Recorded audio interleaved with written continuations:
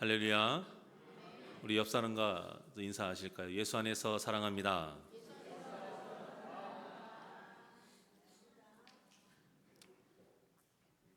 여러분, 그 전쟁이나 경기를 할 때에 가장 중요한 것이 무엇인지 아세요? 물론 이제 전쟁에서는 병사 수도 중요하고 무기도 중요하고 또 이제 경기를 할 때에는 힘이나 기술이 중요하죠. 하지만 이것보다 더 중요한 것이 있어요. 그게 뭐냐면 기세입니다. 기세. 흔히 이제 눈빛이 살아있다 이런 표현을 하잖아요. 이제 권투와 같은 이제 격투 경기를 할 때 상대편이 아무리 많이 맞아도요, 눈빛이 살아있으면 함부로 못 덤빕니다. 함부로 다가서면 안 돼요. 기세가 꺾이지 않은 상대는 언제든지 이제 카운터를 날릴 수 있기 때문에 조심해야 됩니다. 참 재미있는 것은 우리가 축구 경기를 봐도 이 기세가 보여요. 점수로 지고 있는 상황인데도 기세가 꺾이지 않은 팀이 있어요. 하울링 나지 않게 다른 혹시 켜 있는가 좀 확인해 주세요. 마이크. 성가대나 이런데. 그 기세가 살아있는 팀을 보면은 눈에 보여요. 그러면 반드시 뭐가 생기냐면 기회가 생깁니다. 그리고 이제 득점을 하기도 하고, 설사 진다 해도요, 이기고 있는 팀을 막 벼랑 끝까지 몰아세워요. 그러다가 아깝게 집니다. 이처럼 전쟁이든 경기든 기세가 굉장히 중요한데요. 오늘 본문 1절에 보니까 이 가나안 사람들의 기세가 완전히 꺾여 있는 것을 알 수가 있습니다. 오늘 1절 다 같이 합독합니다. 시작. 요단 서쪽에 아모리 사람의 모든 왕들과 해변에 가나안 사람의 모든 왕들이 여호와께서 요단물을 이스라엘 자손들 앞에서 말리시고 우리를 건너게 하셨음을 듣고 마음이 녹았고 이스라엘 자손들 때문에 정신을 잃었더라. 아멘. 자, 가나안 사람들의 상태가 마음이 녹았고 정신을 잃었더라. 이게 말씀하고 있어요. 이 정도 됐으면 어떤 상태입니까? 아무리 성이 견고해도, 아무리 뛰어난 장수에, 아무리 많은 군사가 있어도 이건 그냥 잘 차려진 밥상이에요. 그냥 가서 떠먹으면 돼요. 그런데 하나님께서 이 이스라엘 백성들에게 진군하라 명령을 내리지 않으시고 굉장히 충격적인 명령을 내리십니다. 자, 2절입니다. 시작.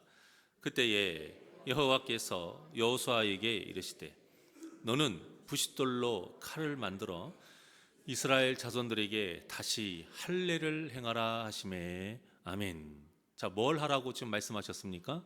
할례. 하나님의 이 명령은요, 정말 말도 안 되는 명령이에요. 물론 세상의 기준으로 봤을 때 말도 안 되는 명령이에요. 지금 전쟁을 치러야 됩니다. 그러면 우리의 상식으로 보면 어때요? 군사를 더 사기를 높여주고 뭔가 좀 강하게 만들어야 되는 것이 당연한데 지금 뭐 하라고 하세요? 할례를 하라고 하십니다. 남자분들은 잘 알겠지만 할례를 하면 거의 일주일은 꼼짝 말아야입니다. 요즘 말로 말하면 할례가 이제 포경 수술이잖아요. 포경 수술을 한 상태의 남자는 여성도 이길 수 있을 정도예요. 완전 무방비예요. 성경에 보면 할례를 시켜서 단 2명이서 성읍의 모든 남자를 죽인 사건이 있습니다.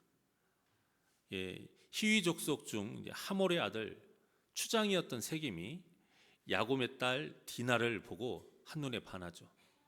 그리고 한다라는 것이 겁탈을 하고요. 또 뻔뻔하게 이제 아내로 삼고자 합니다.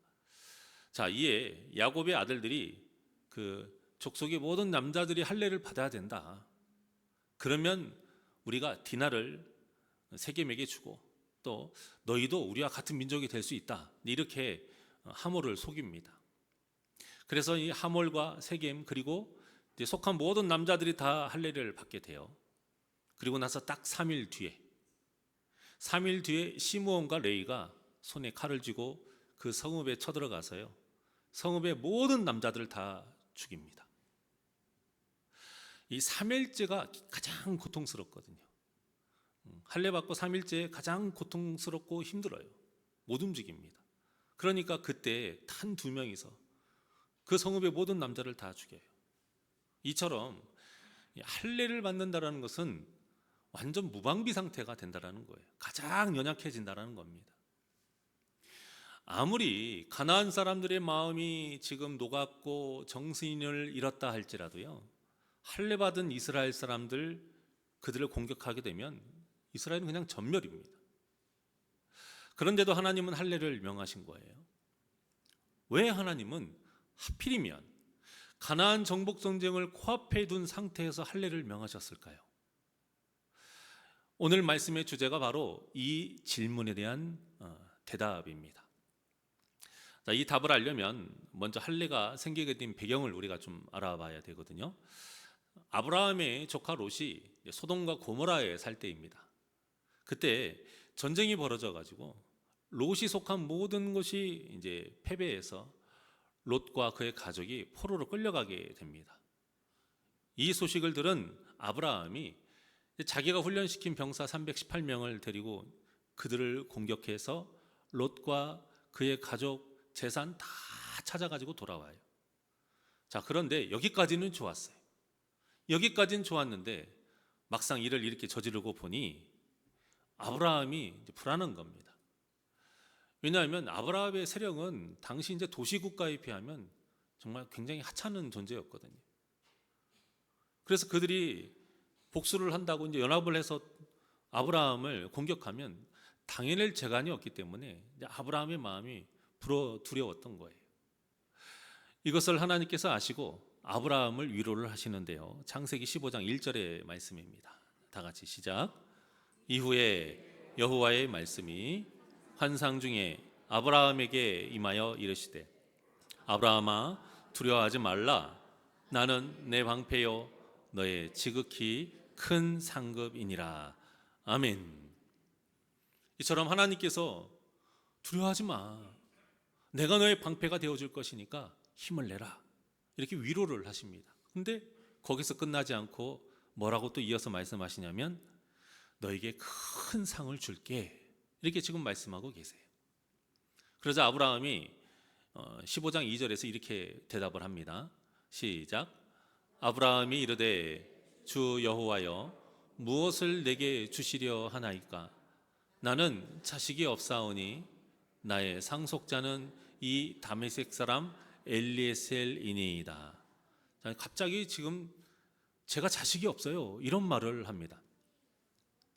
이 말은 뭐냐면 하나님이 나에게 필요한 것을 주실 것이 없다라고 말을 하면서 이 땅에 당시에는 다산이 가장 큰 복이었거든요. 그런데 나는 자식이 없기 때문에 하나님이 상을 주시는 것 주실 수 없다. 이렇게 말을 해요. 공동체 생활에서 사람의 수는 절대적입니다. 근데 아브라함에는 자식이 없었기 때문에 이 보복을 하러 오는 병사들을 어떻게 이길 수 있겠느냐 이런 뜻으로 지금 말을 하고 있는 거예요. 그러자 하나님께서 이렇게 말씀을 하시는데요. 자, 4절과 5절입니다. 시작. 여호와의 말씀이 그에게 임하여 이르시되 그 사람이 내 상속자가 아니라 내 몸에서 날 자가 내 상속자가 되리라 하시고 그를 이끌고 밖으로 나가 이르시되 하늘을 우러러 무뼈를 셀 수 있나 보라. 또 그에게 이르시되 내 자손이 이와 같으리라. 아멘. 엘리에셀이 상속자가 아니고 아브라함을 통해서 상속자가 낳게 될 것이다 약속을 하세요. 그런데 그냥 낳고 끝나는 게 아니고 그로 인해서 하늘의 별과 같이 무수히 셀 수 없을 만큼 많은 너의 후손들이 이제는 생겨날 것이다 이렇게 말씀하고 있어요. 자, 이런 하나님의 약속을 받고 태어난 사람이 누구입니까? 이삭이죠. 하지만 이때 당시 아브라함의 믿음이 사실 좀 크지 않았어요. 창세기 15장 8절의 말씀을 봅니다. 시작. 그가 이르되 주 여호와여 내가 이 땅을 소유로 받을 것을 무엇으로 알리이까? 자, 이 말은 뭐냐면 하나님 제가 말씀이 도저히 믿어지지가 않아요. 그러니까 증거를 좀 보여주십시오 이 말입니다. 이 하나님께서 재물을 딱 가져오게 하시고요. 그 재물을 반으로 딱 쪼개고 나눕니다. 그리고 그 사이를 지나가게 하시면서 언약을 세우시게 됩니다.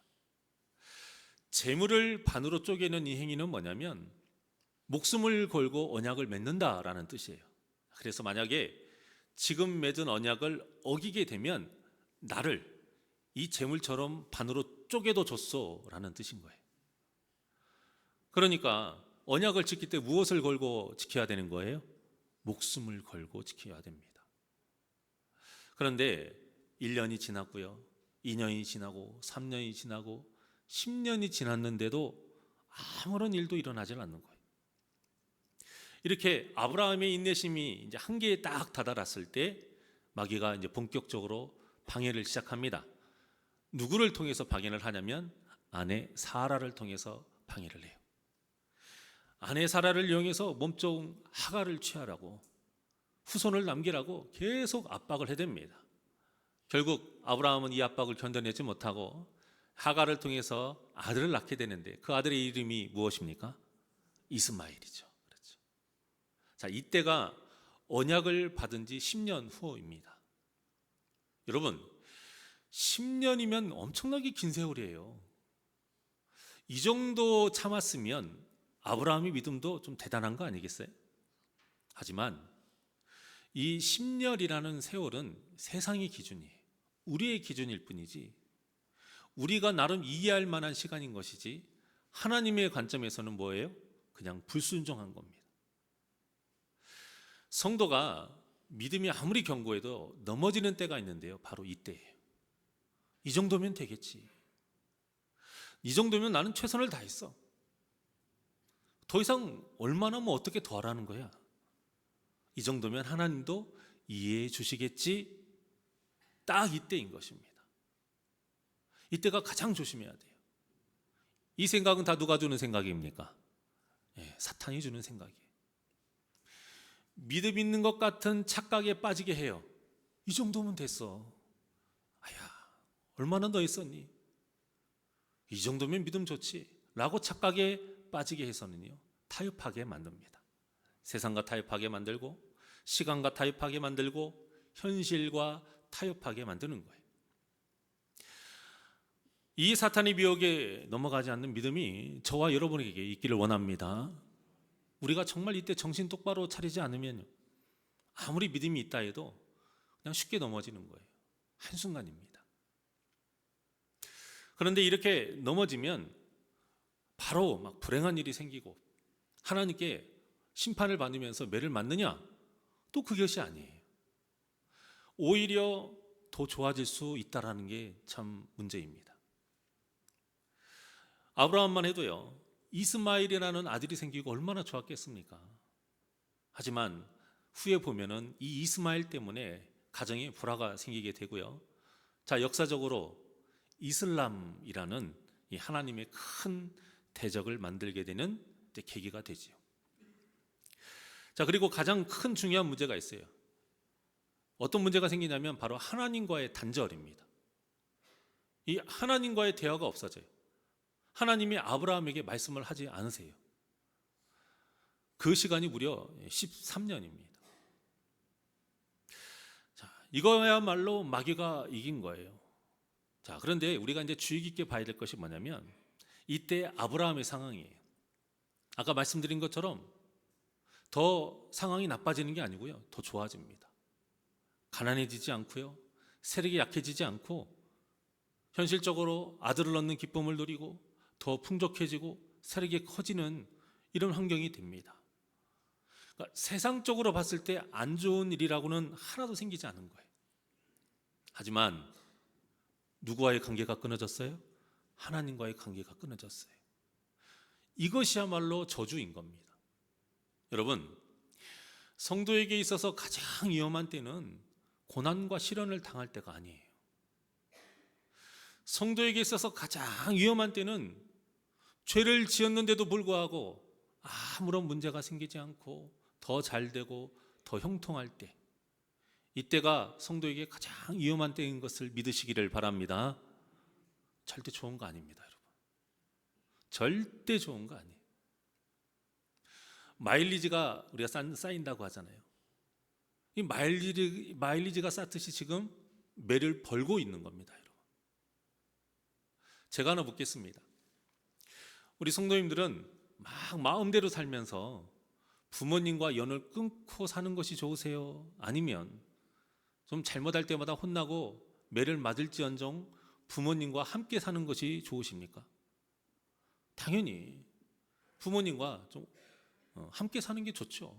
오손도손 때로는 좀 혼나고 잔소리 듣고 매를 맞아도 그래도 부모님과 오손도손 함께 사는 게 좋아요. 마찬가지인 겁니다. 그런데 이 아브라함의 상태가 자기 마음대로 살면서 하나님과의 이 연이 끊어진 상태인 거예요. 그러니까 저주인 것이죠. 이처럼 비록 매를 맞아도, 그래서 아파도 하나님께서 우리의 손을 붙잡고 계시는 것이 진정한 복인 줄 믿습니다. 이렇게 하나님께서 아브라함에게 침묵하신 기간이 아까 몇 년이라고요? 13년. 그래도 하나님은 우리를 향한 사랑이 굉장히 크세요. 그래도 참으시고, 그래도 내버려 두지 않으시고 13년 만에 다시 말씀을 하시는데, 창세기 17장 1절의 말씀입니다. 자, 시작. 아브라함이 99세 때에 여호와께서 아브라함에게 나타나서 그에게 이르시되 나는 전능한 하나님이라. 너는 내 앞에서 행하여 완전하라. 아멘. 이 말씀에 아브라함을 향한 하나님의 사랑이 진하게 묻어 있어요. 아브라함아, 내가 누구야? 전능한 하나님이지 않느냐? 그런데 왜 약속을 끝까지 지키지 않는 거니? 왜 네 힘으로 살려고 하는 거니? 이렇게 말씀하시는 거죠. 이제는 나와 언약한 그 모든 것을 다 지키며 살아라. 이렇게 지금 말씀하고 있는 거예요. 그리고 나서 하신 말씀, 그리고 나서 내리신 명령이 뭐냐면 할례인 겁니다. 자, 우리 17장 9절과 10절입니다. 시작. 하나님이 또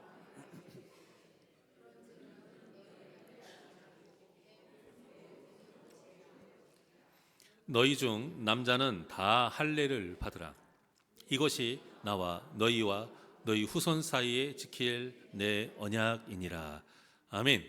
자, 다시 한번 명확하게 언약이라는 말씀을 하시죠. 이 언약이라는 말씀을 들을 때에 아브라함이 어떤 생각이 들었을까요? 처음에 언약 맺었을 때 그 당시의 상황이 생각이 났을 거예요. 맞아. 그 재물이 쪼개지는 그 사이를 지나가면서 내가 언약을 맺었지. 얼마나 간담이 서늘해졌겠습니까? 그러니까 이 할례는 어떤 마음으로 지켜야 한다는 뜻이에요? 목숨을 걸고 지켜야 한다는 뜻이에요. 할례 행위 자체가 중요한 것이 아닙니다.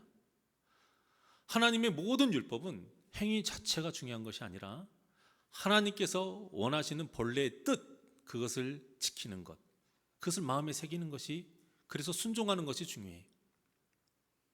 그래서 예식을 행했다고 다가 아니고요, 그 뜻을 진실되게 마음에 담으면서 행하는 것이 중요한 것이에요. 결국 하나님은 이 아브라함의 생식기의 그 표피를 딱 잘라내면서요, 지금까지 하나님과 언약을 지키지 못했던 그 죄된 옛 아브라함, 그 옛 아브라함을 죽이시는 거예요. 그리고 하나님과 언약을 지킬 새 아브라함이 되게 하신 것입니다. 이게 할례예요. 이렇게 새 아브라함이 되어서 낳은 아들이 누구예요? 이삭인 겁니다. 그래서 이스마엘과 이삭의 차이점이 여기에서 나오는 거예요.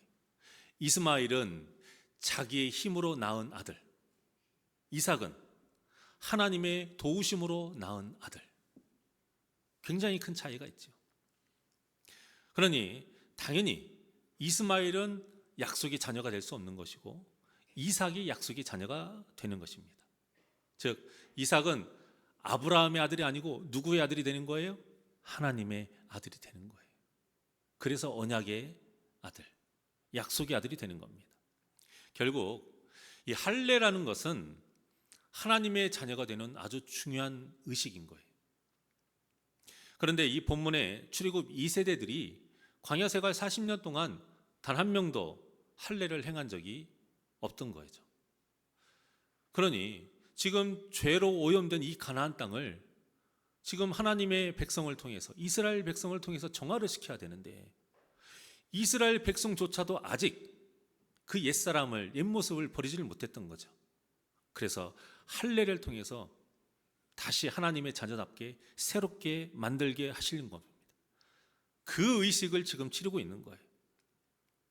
물론 이제 할례 자체가 의미가 있는 것이 아니라, 할례를 통해서 이제부터는 내 힘이 아니라 누구의 힘으로 살고자 한다?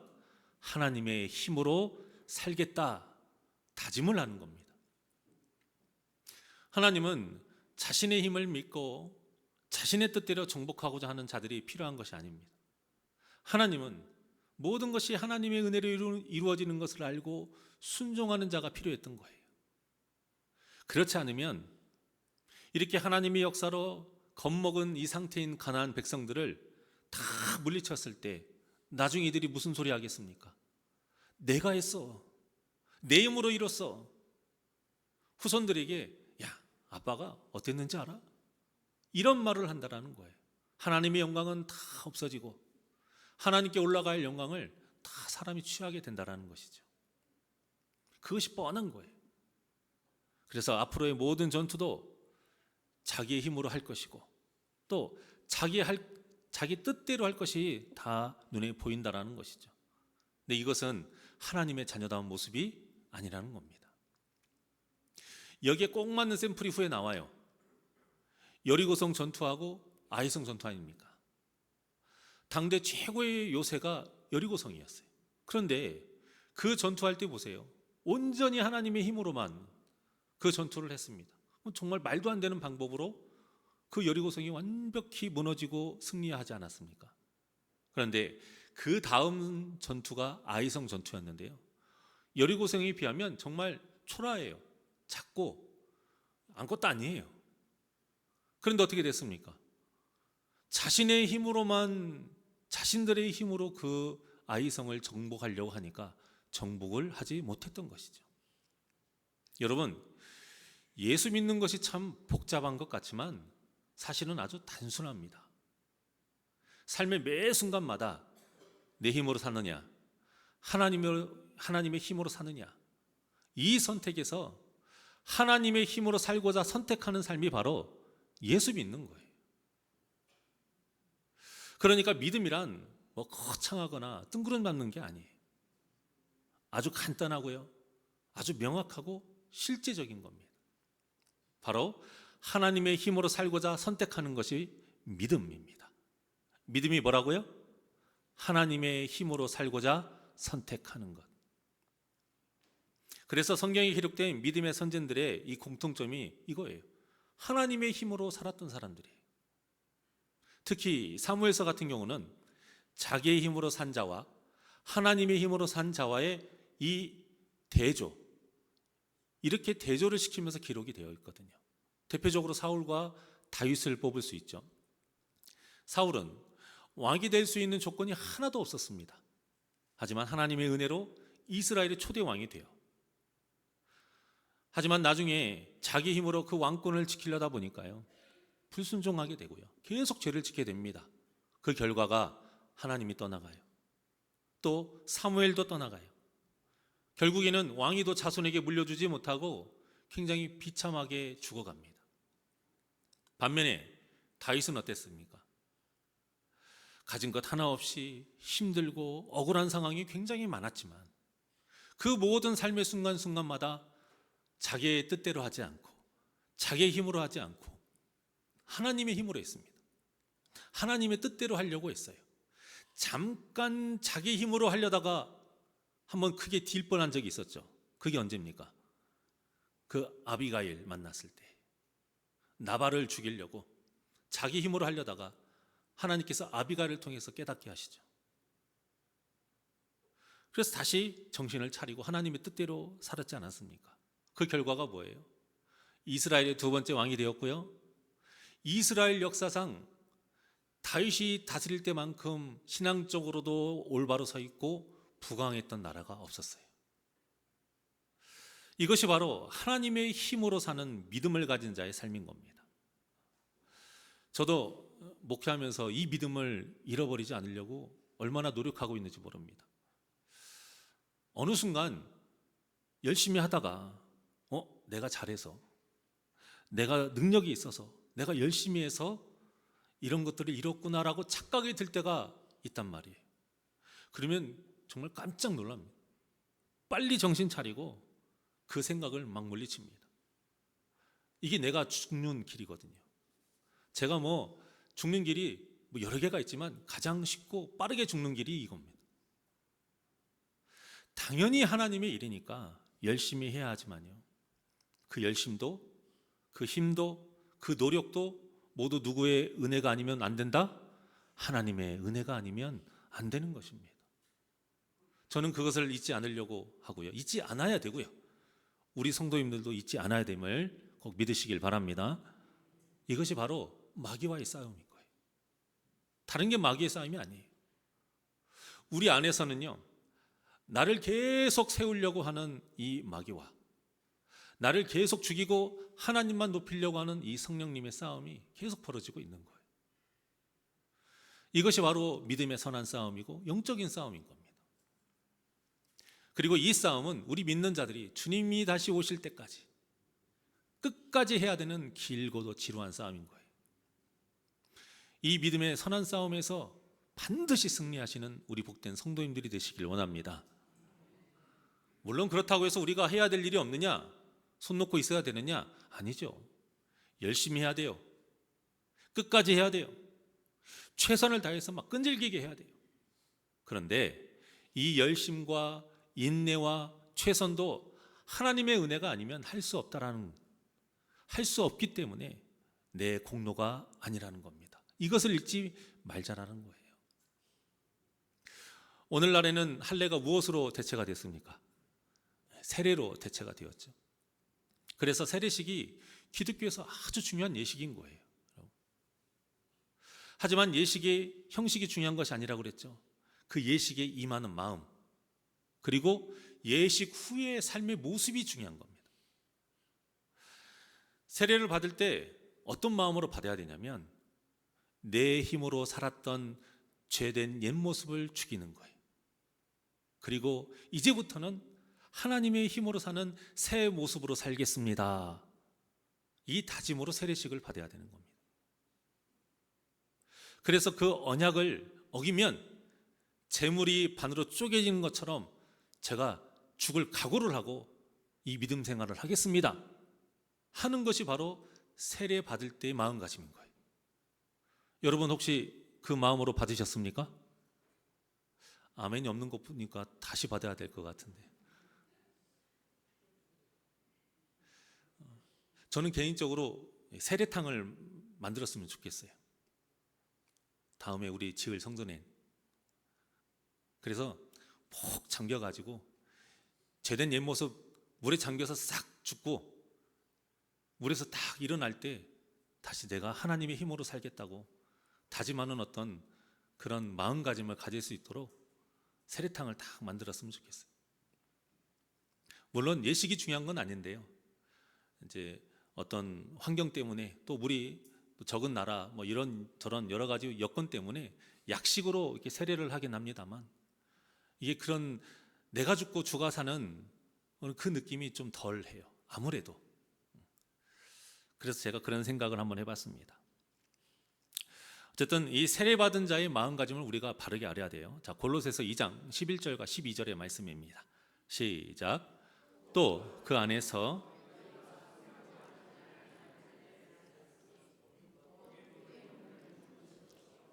그리스도의 할례니라. 너희가 세례로 그리스도와 함께 장사되고 또 죽은 자들 가운데서 그를 일으키신 하나님의 역사를 믿음으로 말미암아 그 안에서 함께 일으키심을 받았느니라. 아멘. 함께 일으키심을 받았느니라. 이처럼 할례와 세례는 하나님의 은혜 가운데서 예수님과 함께 옛사람이 다 죽어버리고요, 새 사람으로 다시 부활하는 이 의미가 있는 거예요. 그래서 할례를 태어난 지 며칠 만에 하죠? 8일 만에 합니다. 아이가 태어나면 할례를 8일 만에 하거든요. 근데 왜 8일 만에 할까? 이제 이것을 영적인 의미로 어떻게 우리가 해석을 하냐면, 예수님이 죽으시고 부활하신 날이 언제예요? 안식일 다음 날이잖아요. 그러면 며칠째예요? 8일째죠. 8일째.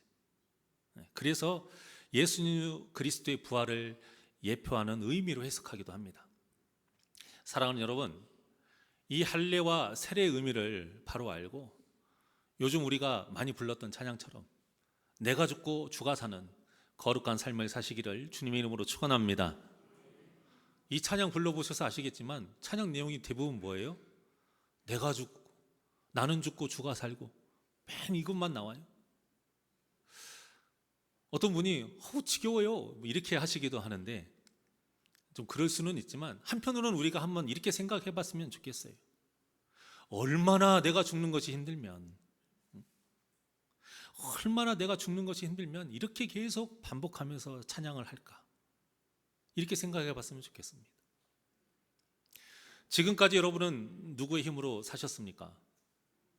이제부터는 그리스도의 할례 받은 자답게 하나님의 힘으로 사시기를 바랍니다. 그래서 가나안과 같은 우리의 삶을 하나님의 힘으로 정복하면서 하나님의 은혜가 임하는 오늘, 또 하나님의 은혜가 임하는 성도, 하나님의 은혜가 임하는 복된 새날교회가 되시기를 주님의 이름으로 간절히 축원합니다. 그래서 이제는 주의 손에 나의 손을 딱 포개고 주가 이끄는 대로 사는 삶을 살기를 바라는 마음으로 우리 주의 손에 나의 손을 포개고 하나님께 찬양드리겠습니다.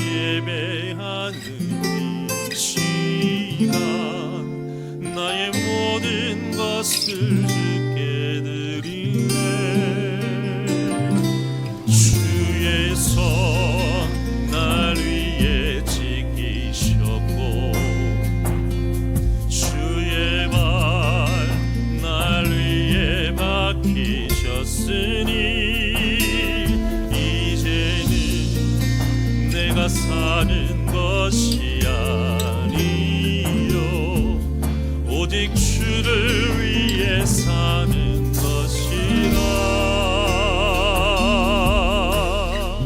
주의 손에 나의 손을 포개고, 주의 손에 나의 손을 포개고, 또 주의 발에 나의 발을 포개어 주와 함께 죽고 또 주와 함께 살리라. 영원토록 주 위에 살리라. 주의 손에 나의 손을 포개고, 또 주의 발에 나의 발을 포개어 주와 함께 죽고 또 주와 함께 살리라. 영원토록 주 위에 살리라. 주 위에 살리라. 우리 두 손을 가슴에 얹고, 주 보여 날 정결케 하고, 주 보여 날 자유케 하니, 주 앞에 나 예배하는 이 시간 나의 모든 것을 주께 드리네. 주의 손 날 위에 지키셨고, 주의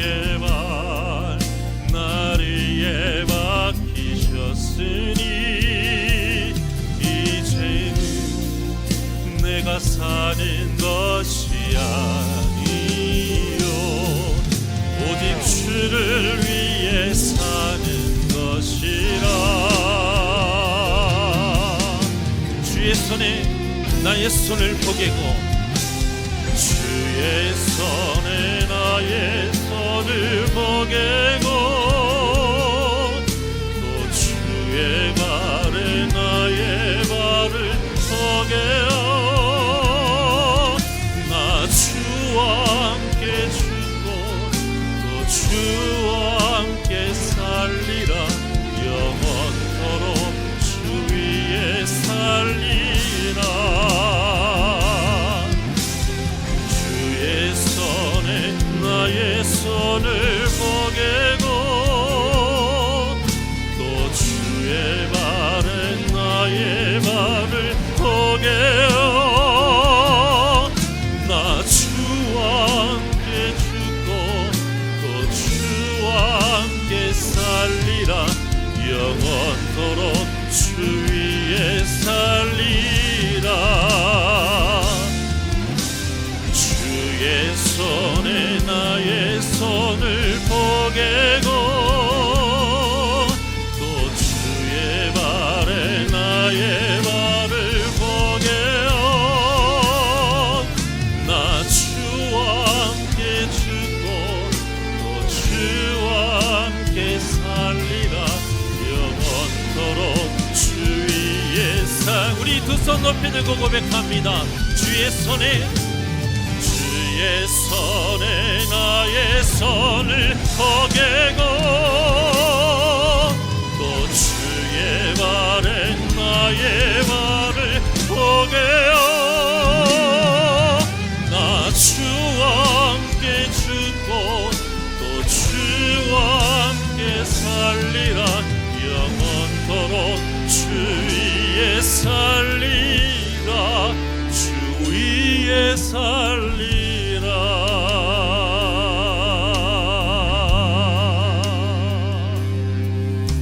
기도하시겠습니다. 언제나 우리를 진리의 길로 인도하시는 하나님 아버지, 이 땅에 예수님을 보내주시고 그 예수 안에서 우리를 새롭게 새 사람이 되도록 거듭나게 하심에 감사를 드립니다. 이제는 우리가 예수로 인해 할례를 받은 자 되었으니 구습을 따르던 옛 모습을 다 벗어버리고 오직 진리 안에서 우리 성령의 인도하심 따라 새 사람의 옷을 입고 새롭게 살게 하여 주시옵소서. 우리의 삶이 매 순간 새 노래를 부르는 삶이 되게 하여 주시옵시고 우리의 삶이 우리의 살아가는 매일매일이 예수 안에서 거룩하게 새날이 되게 하여 주시옵소서. 우리 교회 이름처럼 매 순간이 예수로 인해 새로운 날이 되기를 원합니다. 거룩한 날이 되기를 원합니다. 거룩한 삶을 살기를 원하오니 내 힘으로 살지 아니하고 오직 하나님의 힘으로 살면서 믿음의 선한 싸움에서 승리하게 하여 주시옵소서. 감사하며 예수님의 이름으로 기도하옵나이다. 아멘. 찬송가 540장 우리 힘차게 박수면서 찬양하시겠습니다.